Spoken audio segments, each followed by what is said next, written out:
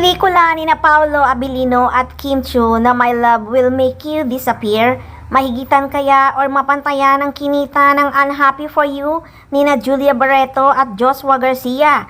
Grabe nga naman ang kinita ng pelikulang Unhappy For You.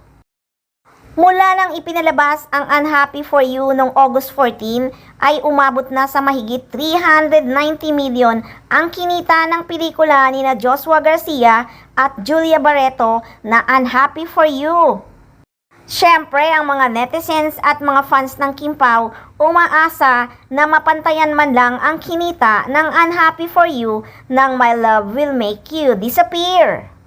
Pero ang nakakaloka ngayon na delay pa lang pelikula ng tambalang Kim Pao ni na Kim Chiu at Paolo Abilino. Chika ng ilang Kim Pao fans, excited pa naman sila nang ina-announce noong August 12 ang pelikula ni na Kim Chiu at Paolo, ang My Love Will Make You Disappear. Pero ngayon parang hindi na nga masyadong pinag-uusapan yon. Ang unang kumalat nga na playdate ng Kim Pao movie ay October 2. Pero sabi ng isang taong tinanungan, medyo matatagalan pa bago ang showing ng pelikula ni na Kim Chiu at Paolo Abilino. Pero may chikang kumalat na kaya daw inurong ang showing ng pelikula ng Kim Pao ay dahil sa pelikula ni na Catherine Bernardo at Alden Richard na Hello Love Again na ipapalabas sa November 13.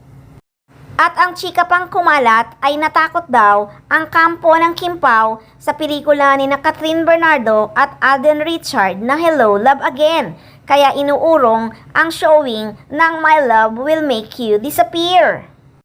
Mukhang uobserbahan din nila kung kikita din ang Hello Love Again. Mapantayan din ba ang Unhappy For You? Di ba nga may balita na naungusan na nga raw ni Julia Barreto si Catherine Bernardo dahil sa kinita ng Unhappy For You? Kaya dismayado din ang mga fans ng Kim Pao. Umasa talaga sila na masyashowing na nga ang My Love Will Make You Disappear.